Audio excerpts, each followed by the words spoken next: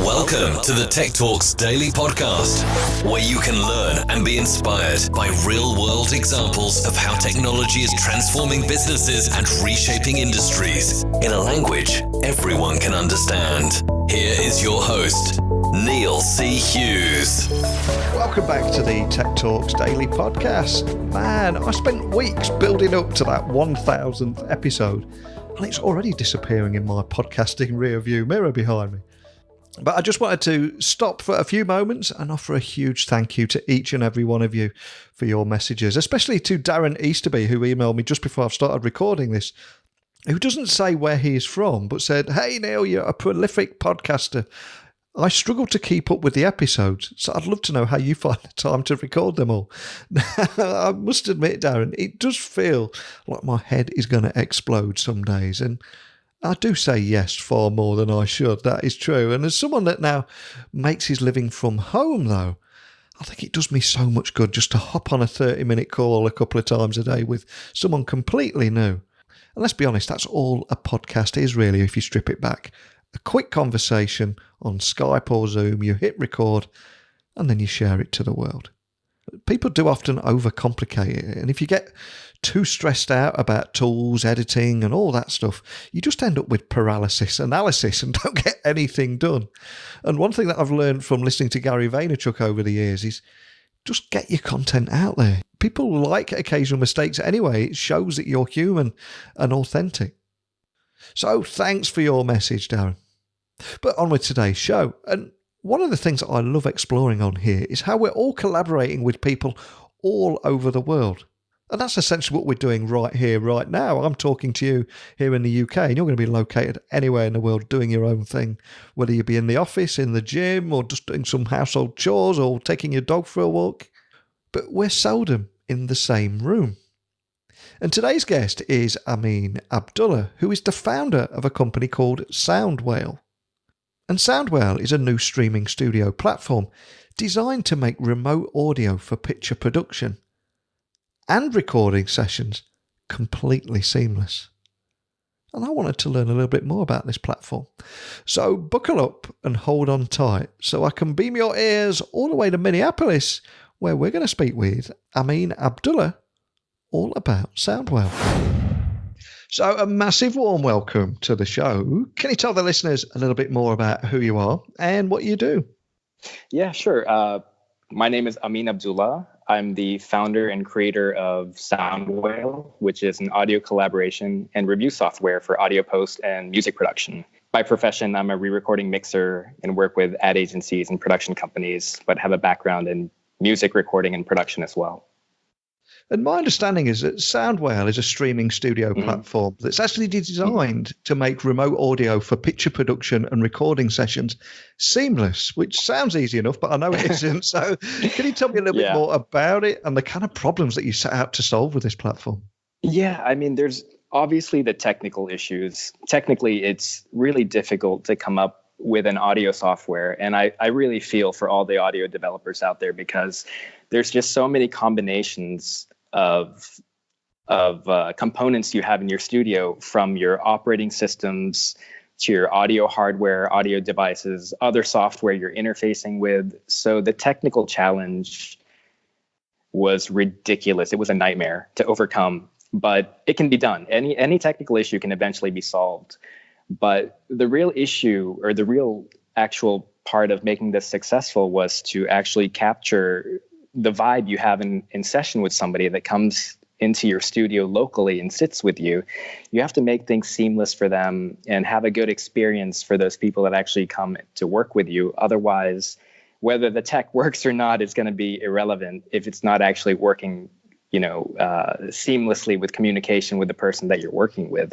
So I think that was the biggest challenge, was to actually, make sure the tech works in a way that is practical. So you're thinking, okay, tech is working now. Let me use it with my client and see how that is. So, in the daytime, you'd be working with the developers, but at the night, I'd be calling my clients and friends to make sure it works. And that was a huge learning process because most of the time it didn't work in a way that was practical. So you had to go back and be like, okay, yeah, so we got to change this to this and this. And make it simpler in this way. And so that was the biggest challenge, I think.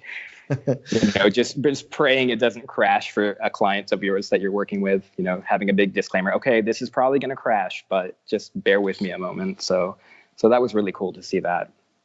And speaking of bear with me for a moment, don't get triggered when I say this, but there will be some people listening out there thinking that synchronous communication with real-time interaction and collaboration is already simple with the current crop of digital tools. So exactly. Can you expand why it really isn't as simple as that, especially in this industry? Yeah, exactly. And I get this a lot. Like, for example, okay, is it a cloud-based solution? Cloud-based, I get that a lot because that's what's hot. That's what actually came to be very popular once the hard way that I'm trying to do here. It was easily, maybe not easily, but it was certainly overlooked in a way that, okay, we can do something cloud-based and probably come up with most of the use cases that we need to collaborate between musicians. Okay, that's great, but can you actually have synchronous communication while you're streaming at the same time? A lot of directors and producers, they don't have more than a second to wait to tell you to stop what you're doing and to do it again, which is the case in the cloud, because if you're recording in the cloud, it's all well and good, but you have to wait for the file to pop into your cloud session before you can hear it. And the way around that, a lot of people are using phone patches and listening on the phone, but that defeats the purpose of high quality audio because you can't hear the frequencies of the mix. So the cloud-based solution was good for example, two musicians collaborating, but when you're working on a high-profile session with a voiceover or a musician, you need to be able to tell them to stop at the time that they need to stop, because also a lot of times, most of the time, musicians' voice talent and performers will work based on muscle memory, and you can develop good habits or bad habits, all the same, but the director or producer has to be able to control that and hear that mistake or benefit and be able to tell you to stop, do it again, right at the moment. So actual synchronous communication while hearing the audio or video feed was not an easy solution. So people moved to the cloud in that way. So I hope I answered your question, but it wasn't such an easy solution for people wanting to direct and produce on the fly as if they're in the same room. And something that comes across straight away, being how passionate that you're speaking here. Is it? Obviously, it really is. I think you can take some real big part of your life. And I know that you've gone from the US to Ukraine. It's a journey that's took you everywhere. So can you just share that personal story about Soundwhale and the story behind your company and what put you on this path? I had this idea for a long time now, and it was really frustrating because I come from both music. I'm a re-recording mixer as a profession. So I mix spots for TV shows, films, stuff like that. But most of us in re-recording mixing for post come from music because we just want a way that we can justify buying all this gear, man. Yeah. So we get into this field. And so we have both a background in music and post. And consequently, if you're working in post, it's all top down. If you can actually run a post-production session, you can most likely run a music session because you have access to the same equipment and gear, but you add picture to that element, which just complicates everything. So when I wanted to create this software, I did it with post-production in mind because I knew that I could accommodate every other single use case that comes through a studio. So the frustrating thing about it was actually having a way to work remotely with clients in a post-production situation, which was really difficult because they had distinct video. So like I said, I had this idea for a few years, and it really came down to one point where I had a client based in Minneapolis, and they also had offices in Los Angeles, where they would do a lot of their voiceovers and production and stuff like that. But they liked working with me. They liked working with the studio here. And unfortunately, we tried to come up with a ton of ways to try to make this remote situation work. A lot of different other software out there, and then customized hardware boxes and everything shy of like a very heavy change of infrastructure where we had to actually, invest hundreds of thousands of dollars with dedicated lines and all this stuff. So we just eventually gave up. And because I had this idea for a while, I thought, man, the tech is there. Why? Why? It was just scratching that itch and saying, okay, let me try to do something like this. So I got introduced to somebody in New York through a friend of mine who's also like a media consultant that actually develops apps and stuff like that. And he's like, man, we took it to a few places. We took it to Stanford, MIT, and they couldn't guarantee it because they said it's too innovative. And results are certainly not, nobody can guarantee something like this. He's like, you got to take a risk. Yeah. So he hooked me up with a guy in New York who had offices in Ukraine, which I didn't know at the time, but he was just having his business there. I was dealing with him directly. Eventually, he and I became really good friends, and he's like, "Dude, this is tough. I want out." So he's like, "Why don't you work directly with the developers? See what you can come up with, because I can't be middleman here. This is just too detailed of a project." Because I don't know how this stuff works, Neil. Like when you first work with a tech company or outsourcing for developers, you're thinking, okay, how much should I assume they know? And the answer is nothing, absolutely nothing. So you got to start from square one and really, just and the effort of explaining is so rigorous, man. Like it takes a lot of patience, and let alone explaining to somebody who English is not their native language, so that was certainly something you have to get around. Yeah, man. And then you start thinking it'd be easy if I could just do all this myself, Exactly. So that's at that point, I was working directly with these guys, and I thought, man, I need to be there, because just as important as the technology is the actual practicality of it and making sure that the tech fits in your use case. And you need an expert from the business with the developers 24/7. So at that point, I decided, okay, let me take 3 months leave I was managing a studio and then had my own studio as well. So I thought, let me take leave for about 3 months and see what happens. And I get there within a month, and I'm thinking, no, I got to leave my job, So I put in my leave, and then I was actually doing some remote work with my clients from over there, just trying to make some money. And still, the frustration with that situation was actually helping me develop this while I was over there, which was really interesting. So the whole practical aspect really works when you're directly working with the developers. And then I realized, okay, this is going to be not 3 or 4 months. This is going to be maybe 6 months, 8 months. It ended up being a year and a half. And I stayed there the whole time. I didn't leave. I had a friend in Stockholm that I visited, but that was about it. So it was something, man, being in a country where hardly anybody speaks English. I mean, I met a lot of people and a lot of good friends, for sure. But, you're really focused at a point where you're thinking, I need to leave. I need to get this done. You got to be patient, but at the same time, you're really motivated to get it finished. So it made me really focused at that point. And, everything you eat, sleep, and breathe has to be, every detail of this, every single thing. You're thinking of thoughts. You have, some notepad with you at all times, writing ideas, and just you start to obsess over this thing.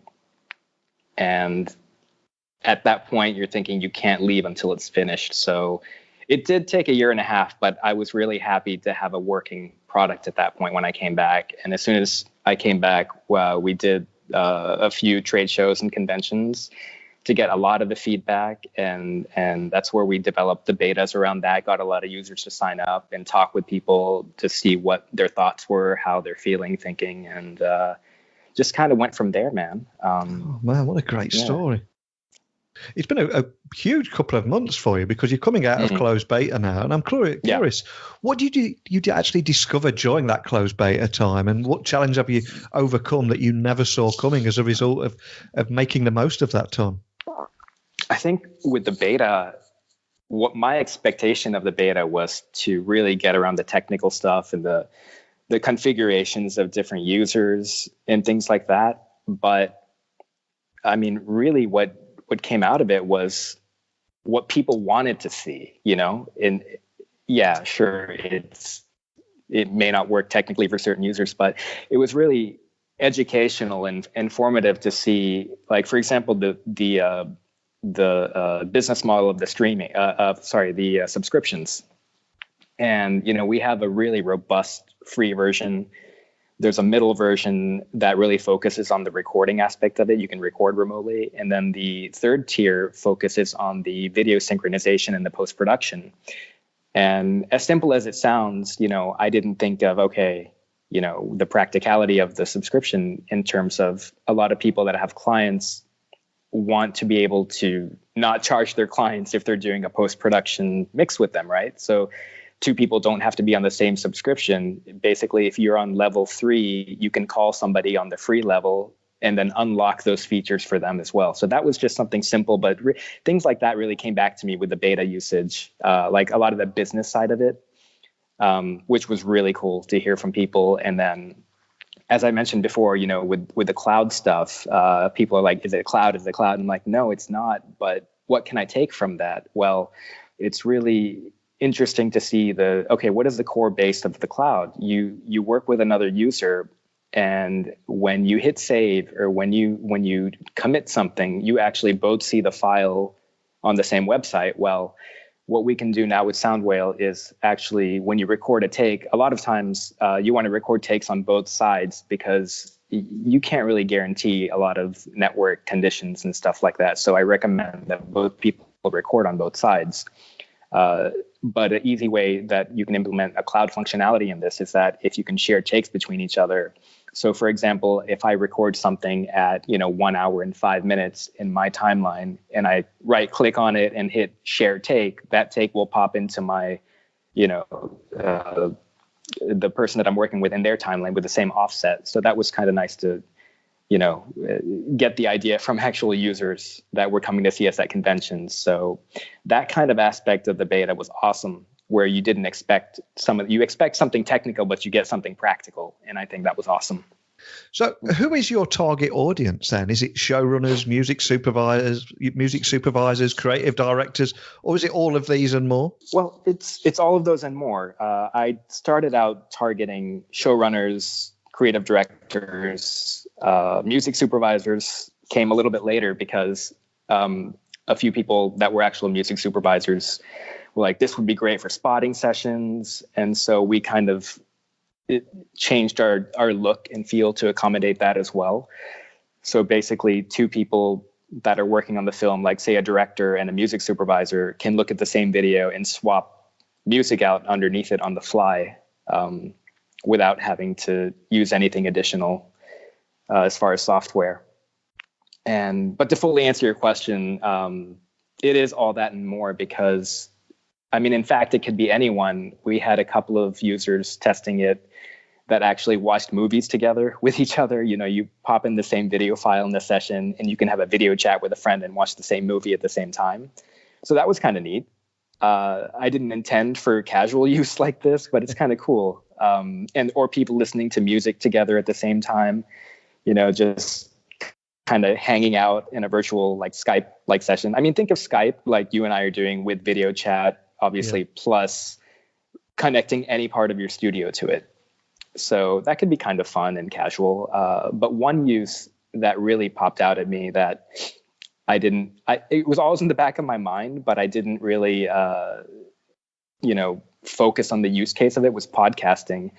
And what's really interesting is that you can have a remote podcast and actually record the interviewer and the interviewee on two separate channels. So once you bring it into your editor, that really makes it easy to edit and cut as you have two separate discrete channels for that. So that was kind of cool to hear people using it for that. So yeah, and as I said before, like it's a set of tools, so you're going to be using it however you do. And I think we're going to be really surprised with some of the use cases that come up for it. And I think that's really cool and could shape really the future of it based on the user feedback. So I like that kind of stuff. Like I'm really interested to give free reign to users, because I was like that, I was always a curious user using software in different ways, and then especially audio software, and trying to see what it could do, like really pushing stuff. So that's kind of where it came from.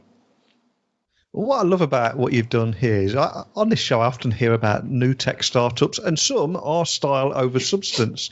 But what I love about what you've created is that it didn't matter how technically cool or how it looked. It wasn't about that. It was just, it works and it solves a problem. I mean, do you think some startups lose their way by focusing too much on the shiny stuff? Well, on the flip side of that, I wished it was shiny sometimes because when people come up to you at the conventions, they're like, oh, is it cloud? Does it do anything new? Is it AI? Robotics, whatever. But the thing is, no, it's something that should have existed like 15 years ago. Yeah. So in that way, I feel like I only had the substance to focus on, and I didn't really care about the shiny stuff because, it seemed like an already dated idea, to be honest with you. Yeah. And the funny thing is, when people come up to me and look at it, they say, "Wow, I really like the design of this." I'm like, man, I put no thought. I mean, actually, there's a lot of thought into the UI to make it simple and effective. But the compliments that I got was, okay, I like the simplicity of it, and that was actually a very deliberate decision because the simplicity is what's gonna allow it to grow into different markets and allow creative directors and showrunners and all these other kind of people to want to use it, because you see all these audio softwares that are extremely complicated looking. Like if you don't know signal flow and the way DAWs are typically the way that they look, you're going to be a bit intimidated by it. I mean, once you understand it and get it, it's fine. But I wanted to make something that, okay, it kind of feels like Skype, but has your audio channels in a certain place, your chat, your take lists, and just try to simplify that a bit. So I think I got a little bit lucky in focusing on the substance, but having a nice look to it also. And of course, go on. I'm sorry. Yeah. And to answer your question about the startups, I do see that a lot. Like people want to focus on the shiny stuff and, initially, but eventually they have a really good idea and kind of, but they want to get funding and hustle their way into the market and then unveil this awesome idea. But I think, unfortunately, that's a good way to catch people's attention with funding and stuff like that, is with buzzwords and shiny new toys. So that's kind of my take on that. And of course, you are out of closed beta now. So what is your primary focus? Now we're heading into 2020 already.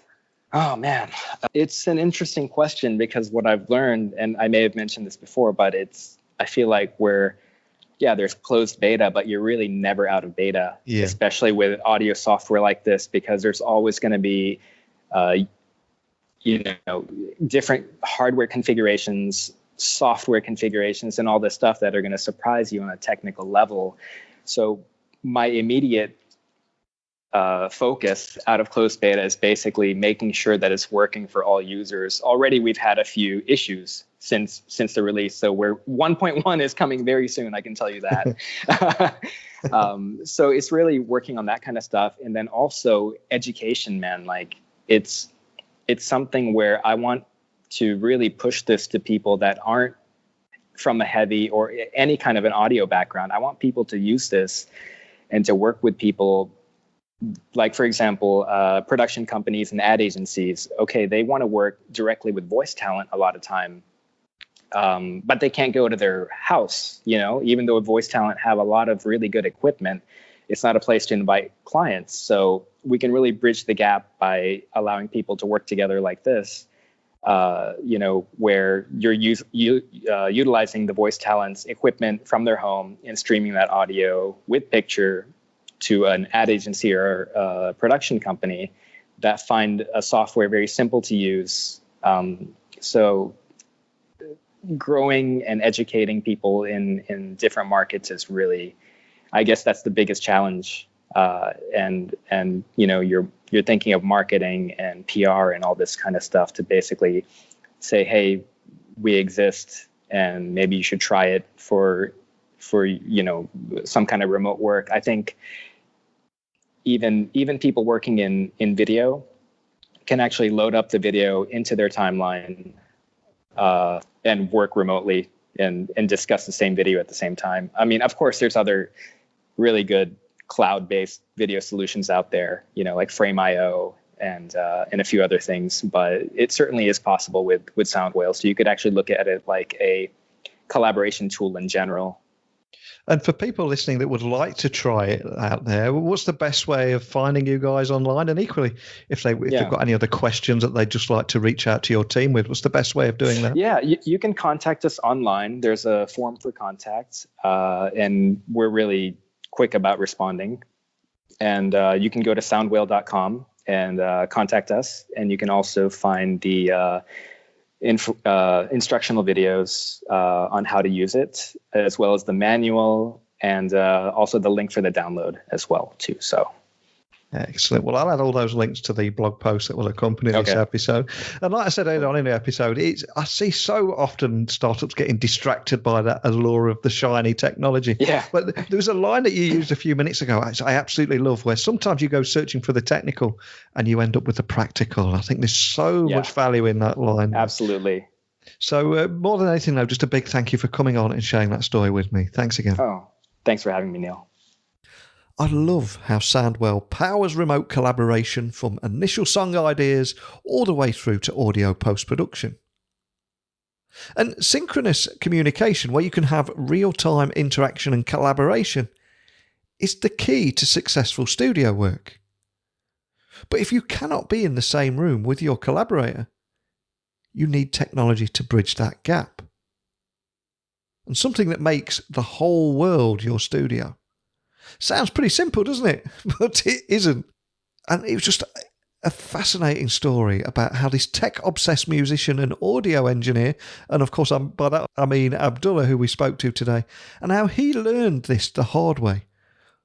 After working with coastal clients on important post-production projects from his Twin Cities studio, and losing a ton of clients. So he decided to do something about it. And for me, that is just inspirational on its own.